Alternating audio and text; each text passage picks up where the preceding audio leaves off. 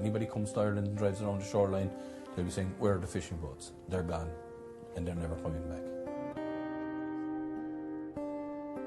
It's incumbent on the European Union to look after people such as ourselves. We're an indigenous industry, an indigenous people with our own language, songs, customs, traditions, fears, and we need to be protected. Look what happened with the UK. There's nothing to say that in a few years' time, if things get bad enough in Ireland, we could be the next country to look for an exit. Now, I'm not saying that will happen. I'm not saying the fishermen are crying for that to happen. But what I'm saying is, if you keep beating Patrick Murphy, who represents the fishermen in this part of the country, is still fuming over the post-Brexit deal.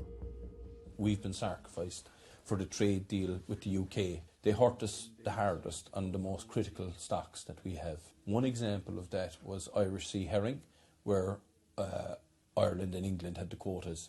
We had 25% of it. They had 75%. After the deal, we have 1%, they have 99%. We're going to suffer in our coastal communities. We're going to see people devastated over this. Generations and generations of people who have fished for maybe 100 years now, there'll be nobody left of that family fishing, like, forced out of the industry that they love. It's the quotas are set on the scientific advice, and then that's shared out between the different countries on historic catch records. And unfortunately for Ireland, we didn't have a great historic catch record. We were not a developed country like the others. To explain that, Ireland had enough fish around its own waters, so it didn't have to travel anywhere else, whereas all the other fleets had to come into Irish waters because they had depleted the stocks in their own waters.